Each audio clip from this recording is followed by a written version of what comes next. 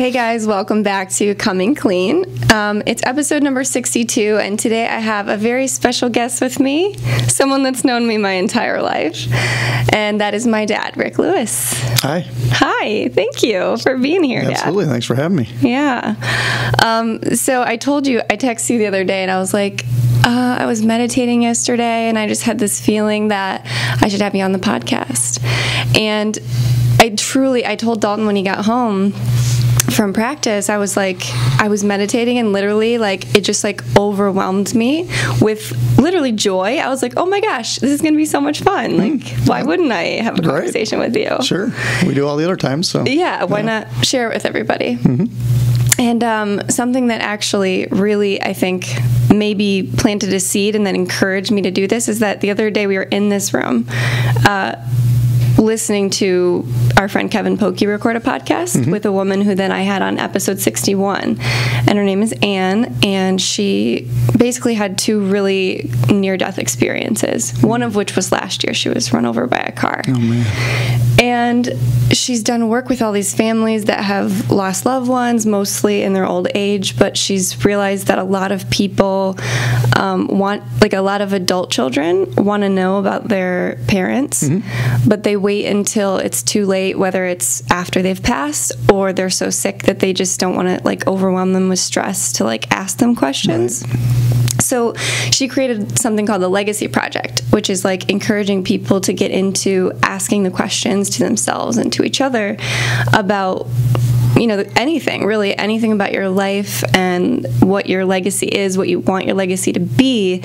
And it's really just this inspiration to be don't wait to have conversations and don't wait to ask questions. Yeah, so yeah, it just made sense for me to do this. And I know that there's probably more video than this, but so 10 years ago, roughly a few days ago, your dad died. Yeah, Grandpa. 16th. Yes, that's right. Yeah, 10 years already. 10 years. It goes so fast. Yeah. It does. So when I think about that, it's I was obviously really close with Grandpa, and that's where I got a lot of my artistic ability, watching him and definitely creating with him and learning from him. Yeah, he gave you a start definitely in getting some of your skills that you were learning back when you were 4 or 5 years old even. So. And so I think about, it was hard for me to lose him, but he was your dad. Yeah. So how old were you when he died? I would have been 47. Okay. And that's pretty young to lose your dad. Oh, yeah, because he was only 70. Right. And so every year that seems younger and younger, so. Right. Yeah. Especially with Grandma still being here, and it's oh. Right. Yeah, and he lost his dad when he was only 10. Oh, wow. So you look at that range, he didn't even know his dad, really, so. Right. Yeah. So then there's gratitude for the fact that you got absolutely. that long, 47 years. Yeah, because I never knew my grandfathers, and the fact that you and Amanda got to know your grandfather like you guys have or did, that's huge. That's huge, so much better, so. Yeah. So when you think about Grandpa, is there anything that comes to your mind I wish I would have asked him this, or did you really feel you got, because you had time? Yeah. It wasn't an abrupt death. There was some link. Yeah, he was sick for about 3 years, so we, not that you ever wanted to admit there was a certain ending that was going to, time-wise, that was going to end at a certain time, but yeah, we kind of, talked about stuff, and of course he and we worked together for a lot of years together, so it was not like we ever went years and years without talking, and so I think we felt like we knew each other pretty well all the way up till the end. So I don't feel like I left anything on the table. I think I knew him pretty well. And I think that was because, being around him all my life and adult life, young life. So, I don't know if I was going to ask him anything else. I guess hindsight's always interesting, but, you can't ask him something that he, now, of course, when somebody's passed on, you say, oh, what can you give us anything about, what you see when you're passed on? But just while he was alive, I think he had so much just business sense. I probably would have asked him, certain things okay, if you were going to go back and do your business over again, because he was self-employed for all his years, would he have done anything different? And see what he would have said, because he was a self-employed artist, since the early 70s. So yeah. So those kind of things, and we did talk about that kind of stuff even some. So yeah, I don't know. It's interesting. I don't know what I would ask him differently than I already did. So it's it's different. Obviously, when you don't have him here, then you might think of stuff that you would say. Mm-hmm. And of course, you want to say things like, "Boy, I wish you could have been here to see the Cubs win the World Series," because he was a huge Cubs fan. So that would have been cool for him to see that. But yeah. So yeah, and selfishly for me, everything you just brought up, it's like so many questions about like business, but specifically as being a professional artist and the emotional roller coaster of doing what you love for a living and falling out of love with it and finding that. And I've been able to at least learn from you and Grandma things that he said or maybe would have said. Right. As advice to me. Yeah. Definitely, because we knew him pretty well, so we have a good feeling or probably a good understanding of what he would think and say. Now, of course, he changed a little bit of his perspective as he got sicker. I think you do get a little bit more retrospective, and you can see things a little differently, and you become a little more, like you say, I guess you have a little more gratitude for just being able to get up each day. Right. Instead of saying, I got to go to the office and make ends meet, you're just happy to get up and do something. So I think he got to that level where he was just like, first of all, the work stuff is important, but it's not the most important thing. It's having the family and enjoying it while you're here, because like, what are you working for otherwise? So I think he would have more of that. He would say more of that now, to say enjoy everything you're doing, because of that, to get to that level where you realize that it's finite. I mean, it's got an ending to it, at least to this life. So it's got a spot where you have to move on. So I think that would be the biggest thing he'd say is, it's great, do what you want to do, make ends meet, but don't let that be everything. So kind of shifting gears, but going along the lines of what you just said about Grandpa, like maybe he would have said he would have done things differently. Looking at your own life, like, okay, we can go back, right, just to give people context. You and my mom were how old when you got married, let's say? I was probably 24, probably 24. Okay. Wow. And I'm 28 now. Yeah, she was probably 20. Wow. When we got married, close to that, yeah. And that was pretty normal for your generation. Oh, yeah, absolutely, yeah. That was... Maybe even younger than that, like 18, let's get married. Yeah, it definitely was. I mean, it was, it was not, I guess nobody would talk about it being too young or that it was odd or anything like that. Right. It was just something you did if you wanted to. And right. Of course, nobody said you had to, but it was something that you just, if you met somebody, if you met somebody and things were going well, it's like, yeah, you get married, you have kids, and you do your jobs. Right. Yeah. Right. So you guys got married when she was 20, you were 24. And then you had Amanda and I, my sister and I, my older sister. Yep. And then eventually, and I don't even know, how long were you guys married? 12 years. 12 years. You were married to my mom for 12 years. You thought it was less than that or more than that? I thought it was like 6 years. But I guess that wouldn't make any sense because Amanda was 9. Yeah. 12. Yeah, I thought it was a lot less. Wow. Yeah. That's a long time. Yeah, it is. Yeah. Wow. When you do the math. Huh? Yeah. All right. And so you guys, I was really young, and I was just thinking about this the other day when we had Bella, my niece, your granddaughter's birthday. Yep. And she turned 6, and Ariel is 9. And I was like, oh my gosh, when I was writing out notes for this conversation, I realized that that's the exact ages Amanda and I were when you guys told us you were getting a divorce. Yeah, it was about that, right? Yeah. 10 and 7 or something, yeah. Yeah, I think. Somewhere in that range. You were about 7, I think, and Amanda was about 10. Okay. I thought for some reason I was 6, but you might close have been. enough. Right? Yeah, in that range, yeah. So I was young enough to, I briefly remember the conversation. I think we were in the hallway. You probably remember because you're older than me. But we were in the hallway at our old house, and you guys told us.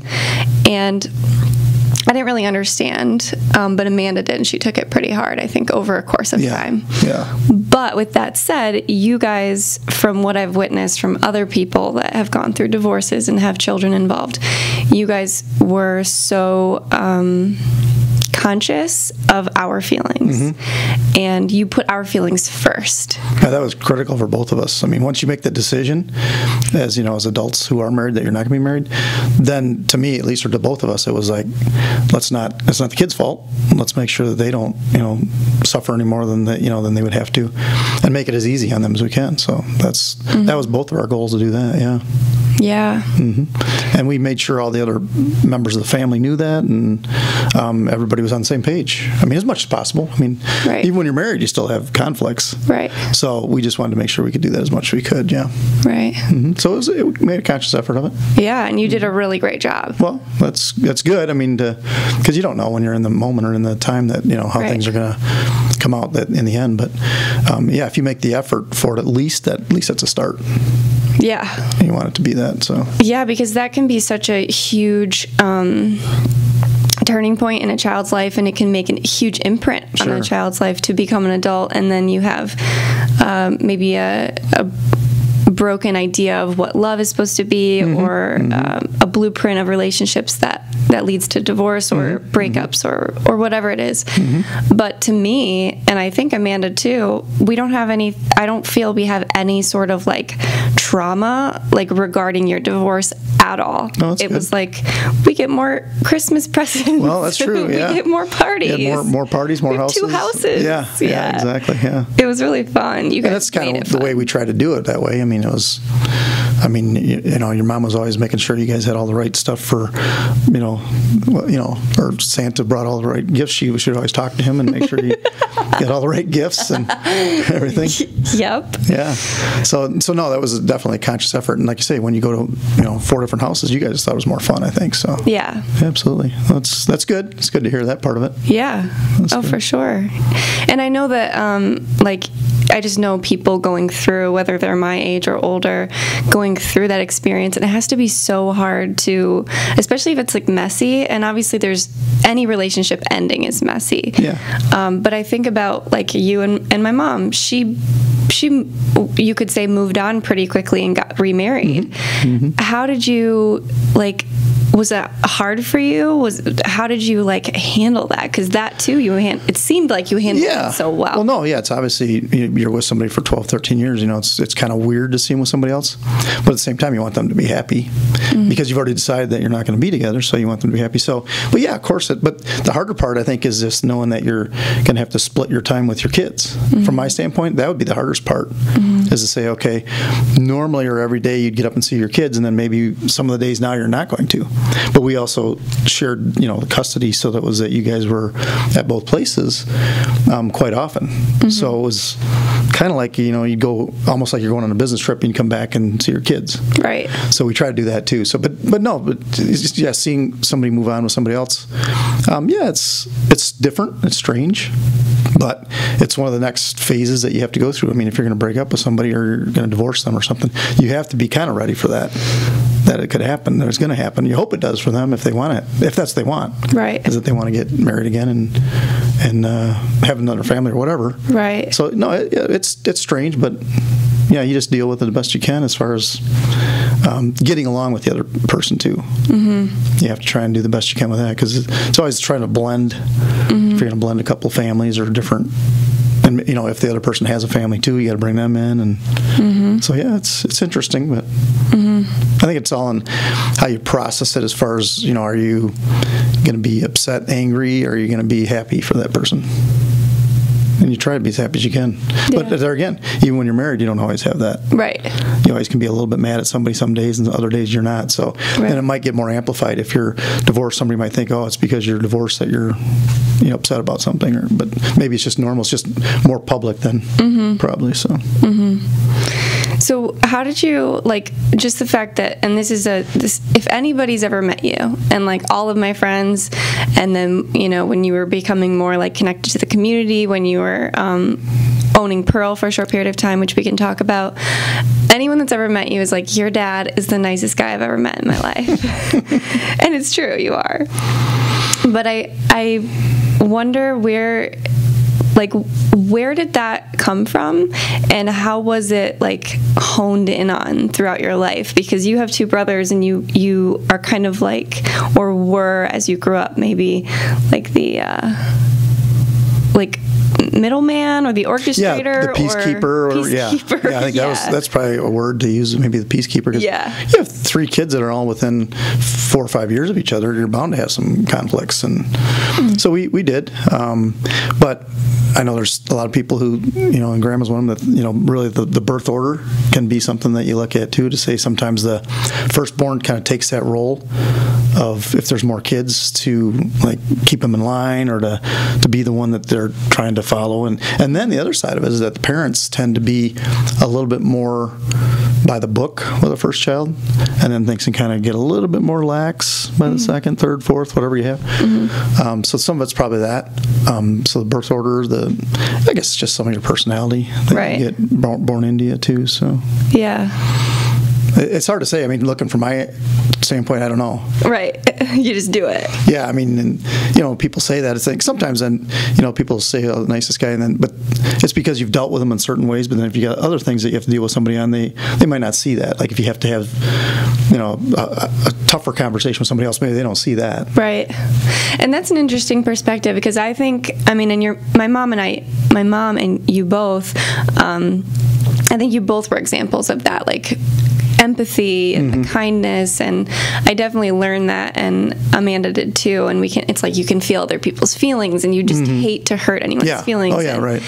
And then, so how do you handle, and how have you handled conflict then? Because conflict, even if you weren't going to be as afraid, like we're all afraid of conflict, or at least we resist it as humans, because it could mean death, right? Like in our being, like deeper down.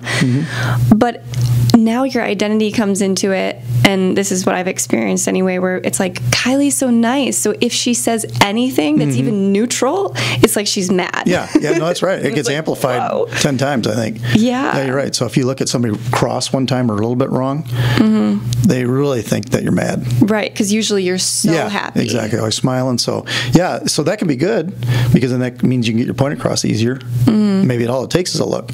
And that's how, when you and Amanda were little, that's all it took for you guys. I mean, for me, or your mom, is like, we didn't have to ever spank you. We didn't have to. I mean, basically all it would have to be is Kylie or Amanda, and suddenly you guys were like, what?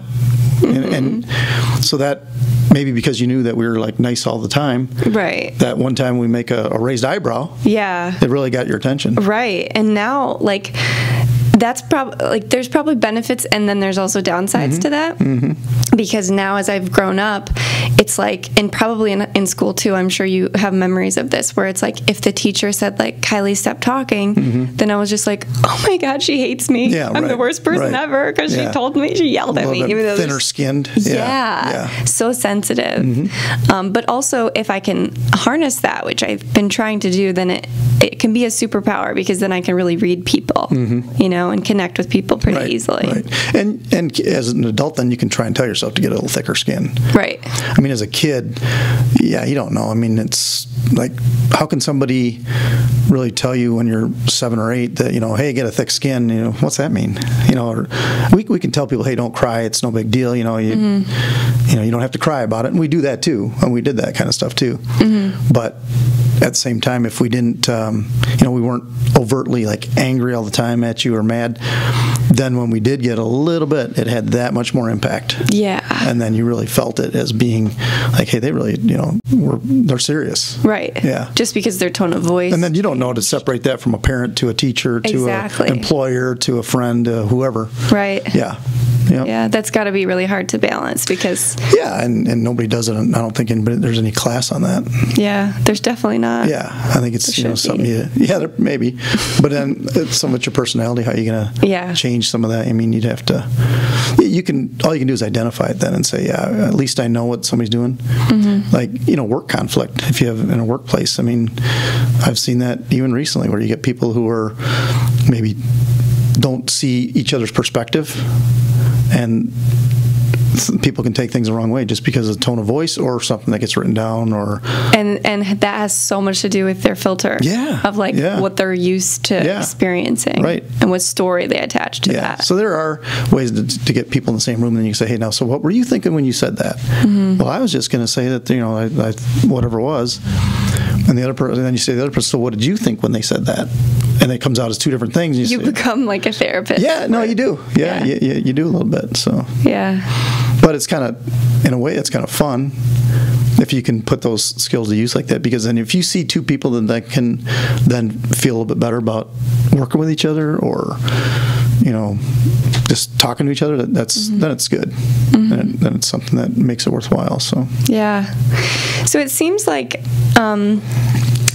your current job that you have right now, that's more so, whether you're, the logistics of what you work on, it seems like you are really playing an important role as far as like mediating and like helping people kind of bringing cohesion. Yeah, and that's part of it in a workplace. Anytime you're, I guess, in management, if you want to say you're a manager, where you've got people kind of responding to you or looking up to you, you're going to have some of that. Doesn't matter what industry it is, doesn't matter, how many people there are, you're always going to have that. Yeah, you have your other stuff that you have to do, like, if I do billing or if I do IT work or whatever it is, people in the workplace are still the most, I guess, the biggest dynamic. It's people working together, and then customers or whatever you have, if it's a patient or a customer or whatever field you're in. So you got the internal stuff and then the external stuff too. So yeah, and you've always been so good at that. Like, yeah, I like doing that. It can be a challenge, but I like doing that. Yeah. That is one of your superpowers, I think. Well, thanks. I think maybe I feel like it is a little bit, yeah. And because it's something when people do tell you that and you go, I didn't really think of it that way, but maybe it is, If you have a ability to see two sides of a story and then summarize it and give it back to one person, give it back to the other person, and they both go, oh, I can see what you're talking about. Yeah, objectively, yeah. Not always does it get, done without having some feelings hurt or some anger or something like that, but hopefully at the end, if you can get people coming out of it saying that they at least can see the other person's point of view, doesn't mean they're going to agree with it, like politics, right? If they can at least see it, and then you can agree to disagree on certain things. But in a workplace, you have to at least be able to work together, or with patients or customers or whoever you have to be able to see their side of things too, and otherwise it just becomes chaos. Yeah, for sure. Yeah. So let's talk about then on this like kind of career path. You're here now, like we just talked about what you're doing now, roughly. But let's go back to like what you can talk about, whatever you want of your career, but then where it led you in the last 5 years to really go into like it kind of like opened a new chapter for you. Yeah. Well, I mean, I guess if you want to say where I was about 14 years, 2002, I started working for a company that was a manufacturer based in Rockford that actually was here in Rockford, but it was based in Sweden. Got into that and then kind of went through all the learning curve there. We were purchased by a bigger company in Germany, and we closed the Rockford plant, and I was able to then move into a national sales role with this company. It was our U.S. headquarters was in Detroit. So kind of went from where I'd go to the office every day in Rockford to then working from home, going up to Detroit once in a while, coming back, traveling a little bit for the sales position. I did that for 12 years, and it kind of started take its toll a little bit because I was traveling. The expectation was that we would travel every week. You get on a plane on a Tuesday, go somewhere in the country to see a customer or two or three, come back on a Thursday. And that was just an expectation that they started to have. So as that started to get a little bit old, I started looking for other things that I maybe could do, because it was hard to be away from home, having recent new grandkids. So I was kind of getting a little tired of that. So then I started also thinking, and this is probably just our family entrepreneurial roots coming out. Grandpa having had his own businesses, me working for Grandpa when he had his own business back in the 80s, that I thought, I want to have my own business. Didn't know what it was going to be. Didn't know what kind of business, where it would be based. I figured I wanted to be in the Rockford area, right? So I wouldn't have to travel as much. So then I started kind of putting the feelers out and looking for different franchises, different businesses that might be for sale. And it was funny because you and Amanda had worked at Pearl, as you brought up the local bistro or restaurant that was here. Really nice place. Yeah, high end. Yeah. And it started out as a martini bar, I think, back, when it first started, and then migrated into a full bistro with food, high-end food. And then I was in there talking one night, visiting you, I think. You or Amanda, I don't know which one, but... Me. Yeah, I think it was you that night. Yeah. And I started talking to the owner at the time of Pearl, asking, what they did for a certain, like getting their cooking oil changed, because I was looking at a cooking oil franchise. You were not you weren't off, nothing was off limits. No, I just don't want to have a business. Right. In the Rockford area. Right. So one of the franchises that I was looking at was where they go into restaurants and places and change your cooking oil for you, because you have issues with, if it sits too long, of course you have to change it. So I happened to be asked, the owner was sitting there at the bar where you were working, and I said to her, hey, what do you guys do for your cooking oil cleaning? And she said, I have no idea. She goes, why? I said, well, I'm looking at buying a business that would change cooking oil for you, and it could be, something I could help you with. And she just brought it up out of the blue. Well, why don't you just buy this place? And I said, what?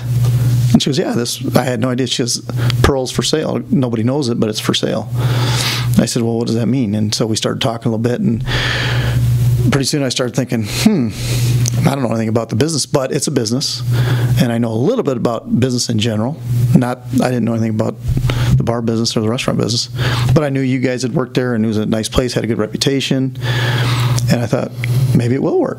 So I probably was in there 2 days later, and it kind of moved quickly, and we started talking about what could work and how the situation could happen and the financing, and probably within 3 months of talking to her, I had submitted my resignation to my company, took my 401k, which was the money I had set aside, invested it, and bought Pearl. And there it was, off and running, without knowing anything about restaurant business. Yeah. And I remember you and other people said, now, you sure you want to do this? At that time, there was nobody going to talk me out of it. Nothing. Because I just knew I wanted to have my own business, and this one was here, and I thought, God, this could be so cool, because all the kids could come in, and grandkids at the time, there was 2, could come in and have pizza and hang out, and it'd be a great spot where everybody would come and visit, and you guys could have jobs if you wanted to have jobs there, and it was just, to me, it sounds so cool to do it. Yeah. And I didn't see a lot of the downside. Of course, I knew I could lose all the money I put into it, but I knew that going in. Mm-hmm. And that was, you balance it. You go, okay, do I want to take the chance anyway? And at that time, because I wasn't married, I didn't have little kids, I didn't have a huge concern for taking care of anybody. I thought, yeah, so what would happen if it didn't work? What would happen? I'd do something else. Mm-hmm. Now, maybe that's not a good way to go in, because maybe then you're setting yourself up to say you don't have to succeed. But so I did it, and we started off down the path and had a lot of fun, and ran its course. And over the course of a year, roughly a year, it just turned out that there wasn't enough business to support. When I went into it, I knew I had to increase business by 20% to make it work. I knew it wasn't working as it was, so I knew that much.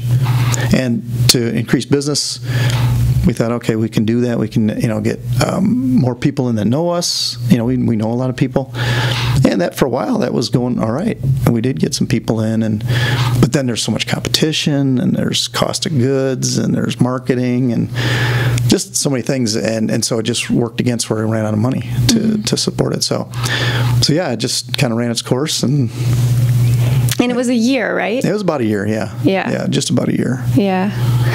Yeah, what an interesting experience that I never saw coming. A year before that, if you would have asked me. Well, and me, I didn't know. And you, yeah. And because you were so open, I often find myself doing this. I call it launching a rocket of desire. Yeah. That I want to do something, and then if it shows up, within a month later or a day later, you're like, this is it. Mm-hmm. This makes sense. Yeah. And everything you listed about it that made you excited about the possibilities were so valid, because it was already a place we like to hang out. It was already a place Amanda and I had worked for years. It was a cool spot. It wasn't this it really crappy. was established. Yeah, well established. Yeah. And I did ask other people who were business oriented, and they all said the same thing. We looked at the numbers. As you do your due diligence, you see it was kind of a break even business, and we knew we wanted to. We had to increase it, but everybody I talked to said you could do it. So the fact that I could do it was enough for me. There's absolutely no way this is, anybody that I knew that I was close to that was business, if they would have said, there's absolutely no way, this place going down, here, don't do it. Mm-hmm. and there were some discouragements, but for the most part, people say, well, you could do it if you really want to do it. And I just knew I was going to try it. So, and I will say in that January of that year, I told myself I was going to do something different that year. And that's where, if you're talking about how you set something in motion in your head. And so I started looking from that January on, and this was in July that I started maybe June, started talking about Pearl. So it was like 6 months into my thought process of, hey, I want to get out of this job that I'm in and have my own business. I did start that process mentally. And it was going to be something. Right. It was going to be anything. It was going to be something. Right. At that. And so it worked out that lined up with what I had for an investment that I could put into it. Yeah. And it worked out that it was local. And it worked out that, it was fun. I mean, it sounded like it was going to be fun. Turned out to be a lot of hours, but it was fun. I mean, for a while, it was a lot of fun. Yeah. Because we got to bring in, like I said, I can remember Ariel was older at the time, but she coming in and Bella coming up to that pizza bar and saying, Papa, yeah, we want a pizza. And how cool is that? That I could have the pizza place where they were coming, and to have Marcos at the time and all the other staff that was there to say, just kind of cater to them. Yeah. I mean, they don't remember it. Right. But I do. Right. And that's what counts for me right now, is that I can remember that. So for sure. Yeah. So it's definitely good memories. Yeah. I mean the 12-hour days aren't great memories. You were working so losing money is not great memories, but the fact of all those other little memories that they don't have to know about. I mean, if they watch this, they'll know about all the details eventually. But but the fact that they had fun, and it was just it was a cool place. I mean, everybody from grandma to, your uncles to your mom to your, everyone, your brother and sister, your Amanda, and it was a place to meet up. Yeah, it was, and that was cool. Funny because we had that kind of a saying, is meet at Pearl was our little saying. So and we did that. Yeah. I guess if you didn't have to worry about money, we could still be doing it. But right. We could still be meeting there. But yeah, so that was interesting. Yeah. Well, you talk about, obviously the girls may not have concrete memories of it, but for me, I mean, so I had my first ever ability to have an art show. So I was, and I've talked about this on the podcast before, I think it was episode 3 or 4, about how difficult it was for me. And I know that we both know this, that when you bought Pearl and I was bartending there, I basically had the opportunity to, and the invitation to help you run it and be a manager of some kind. Yeah, right. And I know I could have done that, but what's so interesting and ironic about the whole scenario is that decision that you made, that you said, I'm getting out of this job, I don't care what it is, but I'm just going to leave it. And my mind is made up and no one can talk me out of it. Right. To get out of your corporate job into Pearl or whatever business, right? I had ironically made the same decision about getting out of the restaurant business. Yeah, and you told me that. Yeah. And we talked about it. I was like, hey, that's your decision. And right. And you were so understanding. Yeah. But looking back, that was the hardest conversation I've ever had to have with you. Well, I could tell. Besides my nose surgery. Yeah. Yeah. But yeah, it was so hard. Because I didn't want to, obviously I didn't want to disappoint you. Yeah. Because you've been so supportive of everything I've ever done. And I also knew that I could help. That was the hardest part. It's I know I can help because I've worked, in the restaurant business for 7 years or something. You knew the other side of things, but still it wasn't like we didn't talk about that. So you could still help that way. Yeah. I was still a little bit involved. It was just okay, I'm going to be involved, but I also can't work there all the time. Right.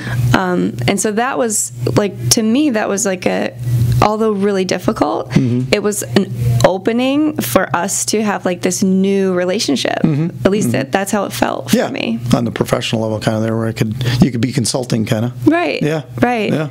And just be able to be okay, this is your thing. I'm going to help you if I can. And then it got to the point even where we were trying to rebrand and come up with a new menu. And I had so much fun creating menu items and a new name, and we were going to get a new sign. Yeah. And that was a path we were down. Once we realized that the model wasn't working, we knew we had to make a correction. But the correction just came a little too late, and then we didn't have financial support for it. So, I mean, who knows? Maybe it could have worked, but that's hindsight too. So yeah. And so along with that, my business really that my main source of income are my paint classes, and I don't know how, if, or when I would have started those if you didn't have Pearl, because that's where I started. Yeah, that was so cool. I mean, it just kind of so cool. How do we even come up with the idea of that? I mean, had you gone to one or something? I don't remember. I had never gone to one, but I think like multiple people in my life were saying, hey, Kylie, you should teach one of these painting classes. Oh, yeah, that perfect room that was there, and then you could close it off, and then, yeah, I mean, there were like sliding doors that would separate my painting room from the rest of the restaurant. And you had access to all the food and drinks. Yeah. And then it was somewhat helping the restaurant so I could bring people in. Yeah, because we would do it on a night that wasn't normally as busy, so people would come in. Yeah, no, that was the whole idea.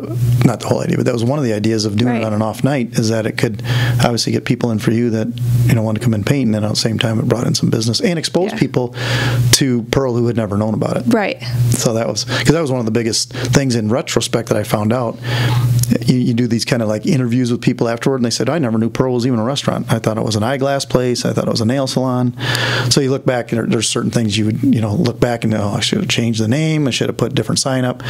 So that's why we started looking at all that stuff. But those kind of things, when you talk to people, that you need to have the exposure, and that was one of the reasons, one of the good ideas that we had, was to have you bring people in and expose them to the restaurant as well. And then hopefully springboard more classes for you, and that's what, 4 years later? And yeah, almost 4 years. Yeah. And I was so afraid to start that just because I had no idea what I was doing. But the fact that it was at your restaurant, so I didn't have like the added pressure of like an authority figure that I was going into their space and I was going to get paint on the carpet or whatever, you know. Or whatever food you wanted to have available, or drinks or whatever, Yeah, it just felt like it was an easier entry for me. And now it's been almost 4 years and really successful. So, and I'm obviously not doing it at Pearl anymore. Or at that location. Well, you outgrew that too, because I mean that room was only holding like 12, maybe 12 to 20. So now you're doing crammed 20. Yeah, it was really tight. So now I can do up to 50. 52. Something. So that would have limited you there. So you got to expand it that way. So that's good. So we both outgrew Pearl a little bit. In different ways. No, but that for me was one of the kind of saving grace factors of saying that, here we had Pearl, and so what came of it? Yeah, we had some great memories. You got to establish we didn't know what it was going to be, establish your paint classes, and that you could get some income and use your skills. And the other thing it did is I met a lot of people. I mean, there's so many people that I met through Pearl, and I still see people now around town. And unfortunately, I don't remember everybody's names, but I recognize faces. But I recognize faces, and they say, "Hey, how you doing?" We used to love coming in there, and so that's good to hear from that standpoint. And I'm sure people aren't going to say it was horrible to come in. They wouldn't say that, but but just to hear anybody say that they recognize it was kind of cool too. So it was a good chapter. It was a good chapter. And it served as your like. I mean, and obviously you can tell me any different, but it served as your, I don't know, your freedom, in a sense, to get out of what you had been doing for 12 years that had run its course. Yeah, it did. I mean, like I said, I was going to do something different. And 12 years, I mean, not that that's a really long time, and some people do 30 years in their same businesses, and that's great. And I probably could have stayed doing that if it weren't for all the demanded travel. Right. And that really is what kind of got me out. Because I love to travel, but it's like for work, when they tell you, get on a plane on a Tuesday and come back on a Thursday, and there's no, and the way it was going, there wasn't really any specific reason other than to see customers. Even though customers didn't want to see it, it was just a philosophy that was kind of tough, because it was coming down from corporate levels up in Germany. Right. That, hey, you guys just need to go see customers, and okay, that's fine, but if you guys can do that, but it's not something I want to do. Right.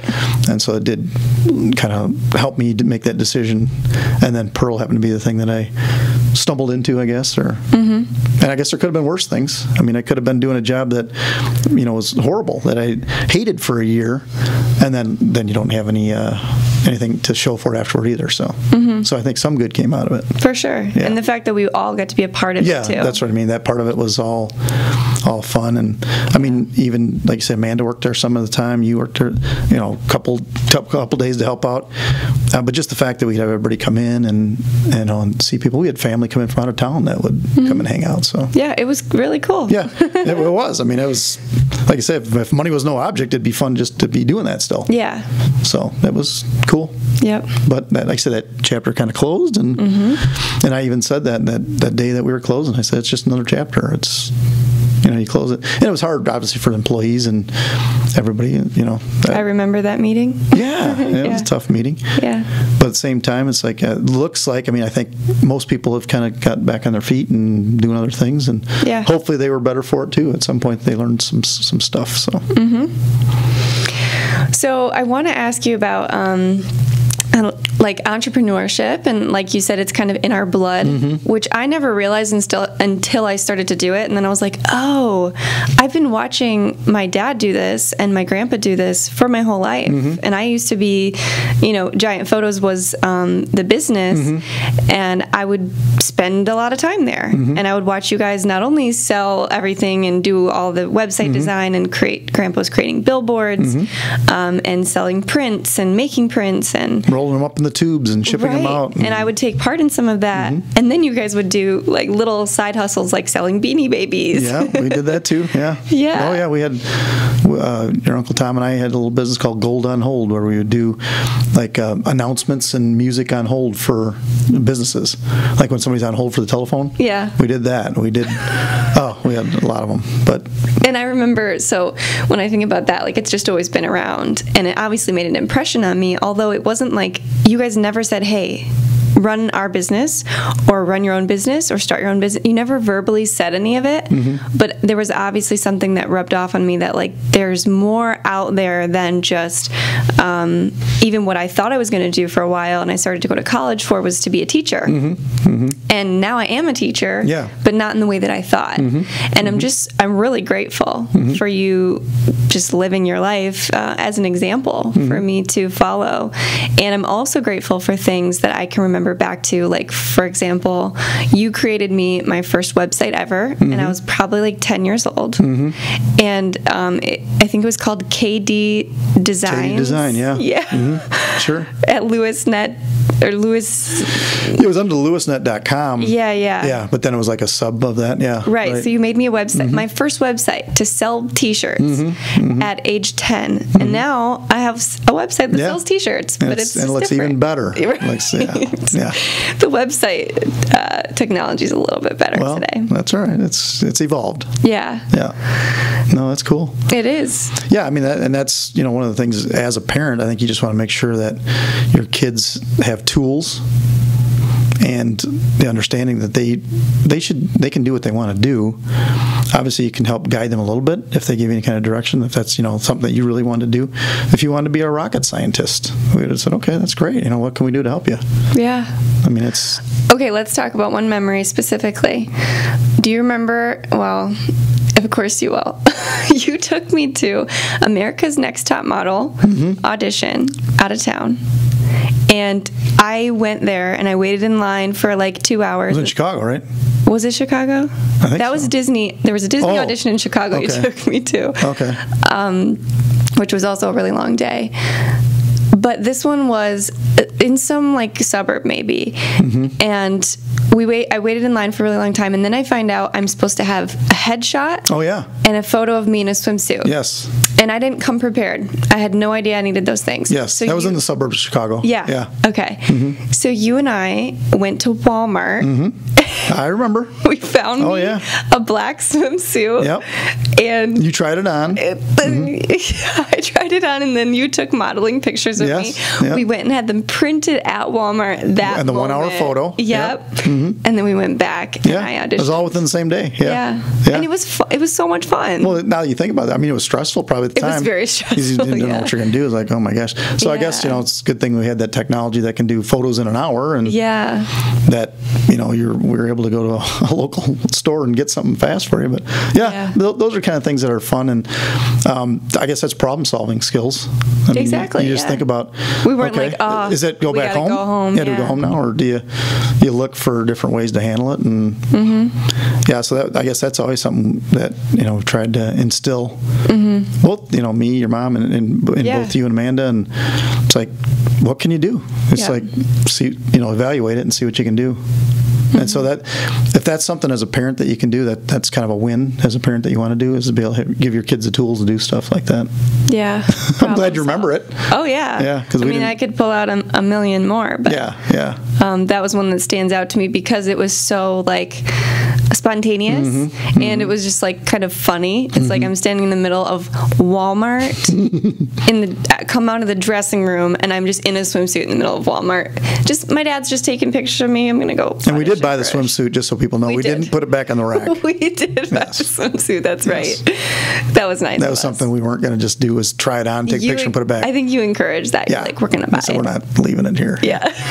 I mean, we can go to certain levels, but we're going to buy the swimsuit. Yeah, integrity. Yeah, right. For $12.99, where it was. Yeah. Yeah. And I didn't get on the show, but it's funny because that, like, obviously that was something I wanted, and I think I also got that from you and like Grandpa just being like interested in television and obviously Uncle Tom production, and I was making videos, you know, with the video camera at a super young age, and I just loved to perform and to be on camera, and that led me down the path of like America's Next Top Model. I auditioned twice. Disney, I wanted to be a princess, and then The Bachelor, and then when that came up for me, that was such a great breaking point for me to realize that okay, I do want to be on camera, which I am right now, but I want it to have a purpose, and I don't want it to be all about me. I want it to be about serving someone and having conversations, and yeah, it's just interesting how that all kind of is like a thread. I mean, it evolves too, like you said. I mean, you learn that part of it from that, is that from all those things that you were auditioning for, is that those were all like to be famous type things, but now you want to do it for different reasons. So yeah, that's good. Yep. Nothing wrong with trying to evolve like that. Yeah, exactly. Yeah. And I was glad you weren't on The Bachelor for more than one night. So yeah, I know you were. When people ask me about that, I say, oh, I didn't have to see her in a hot tub with a guy, so that was good. That's true. Yeah. And it's funny because when I was going on the show, I mean, there were definitely like moments where I was like, okay, well, this is going to be fun, but I also have to remember, like, my dad's going to be watching. And that was always in the back of my mind, which is helpful. Do you remember that's how The Bachelor was how I found out you had 4 tattoos? Oh, really? Because it was on I didn't know that. I mean, I knew you had 3. And then it was on the bio on ABC's website. Oh, that's right, and I said, it says, Kylie Lewis, I have 4 tattoos. And I asked you about that, and you go, oh, yeah, I didn't tell you about the other one. And that's how I found out about it. So yeah. That's funny. Side note. Yeah, that was like the worst of it, right? Yeah. Because other girls like probably shared their whole life, and then that was like nothing compared to some of them. Yeah. So I want to kind of ask you a few actual questions. Okay. Just kind of fun questions that I have found or that I've come across, and that would just help me learn a little bit more about you. Okay. So, what is coming into the new year, which starts next week, roughly, week after? Yeah. What's one thing that you want to start doing, and what's one thing that you want to stop doing? That's a good question. Start doing, I think, is very, very low level simple, is I need to drink more water. That's it, yeah. I mean, I work in an environment in a medical clinic. It's obviously a critical thing for a lot of people, but I think that's one thing that's very simple. It's easy to say that I've done. Yeah. It's an easy one to check off. And drink more water, for me, is not that hard to do. I mean, it might just be a little more. So I think that's a very simple thing to say. I want to do that. Yep. I could say the nebulous stuff, like I want to exercise more, like most people do. I'll say I should do that. So I do think I need to do more of that. Something I should stop doing? That's a good question. What should I stop doing? I should stop. Or do less of. Doesn't have to be stop. Yeah. Stop doing. I guess let me think about that one. I'll come back to you. Okay. So for the exercise thing, what I've found, like I say so many years, I'm 28. For the majority of when I began exercising, I thought to myself, I need to exercise. And it was always like a chore.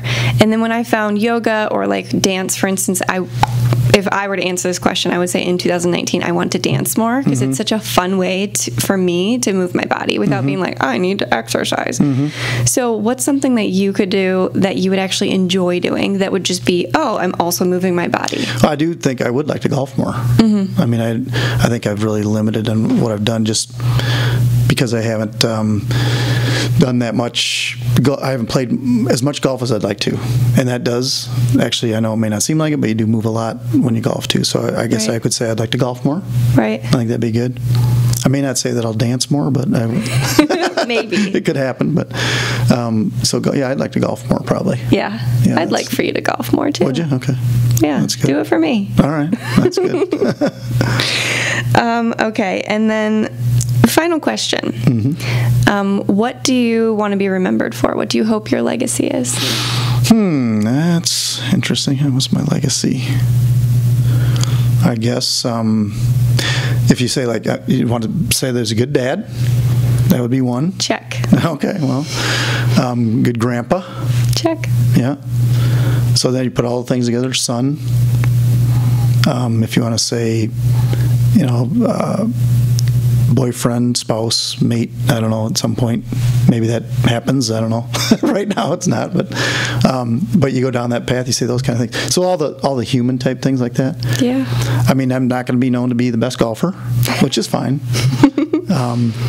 But just, I guess, fair, probably honest, loving, caring, those kind of things, I guess. Yeah. Those are the things that, I could also say I'd want to be known to be, the best businessman. I'm not probably that, but I enjoy business. And so I think all the things that come out of it, though, can be things that you can say are positives. Like you say, if you come out of it with good memories and good, you have relationships with people and resilience. Resilience, yeah. Just never let it get you down. That's what I think it is. What could you say? Somebody could come out of Pearl like I did, and you come out and you have to file bankruptcy. It's public knowledge, I think, that I've had to do that. But the reasons I did that were because I put everything I had into the business. It wasn't because I was, doing anything really wrong or anything like that. It was just the business kind of used up any of the cash that was there. So. Right, it's not like you gambled your life away or something. Right, yeah. Well, yeah. It's a gamble. Right. It's a gamble, but in a different way. Yeah, it's like not like you took and put it on the pass line in Vegas or something. So, so those kind of things. I guess if you want to say what's your legacy to be, those are it. I guess. Yeah, it's a beautiful legacy. Well, yeah. Hopefully there's more to add to it, but yeah, we'll see. Well, just continue being a good dad. Yeah, continue being good everything. Yeah, and then maybe I will be a good golfer. Yeah, I don't know. Continue to work on that. I can do that. Add that to the list for sure. Yeah. Yeah, do that. He was the best 80-year-old golfer that we've seen in Rockford or something. I don't know. There you go. Yeah, that's a good goal. That could happen. I got to keep practicing. But yeah. And then the business thing, it's like, I don't know what businesses I want to create, but I want to create businesses. So maybe we can team up in the future. Yeah, you never know. Looking forward to it. Yep. Good. Well, Dad, it's been real. Yeah, it's been real. It's been wonderful. Thank you so much. Yeah. Well, thanks for having me. Yeah, and maybe we can do this again sometime. Sure. Whenever the next chapter. Or yeah, right. Catch up on the next level. Huh? Yeah. Okay. Yeah, there's plenty more we could talk about, but thank you. Sounds good. Thanks for having me. Love you too. Thanks, guys, for watching.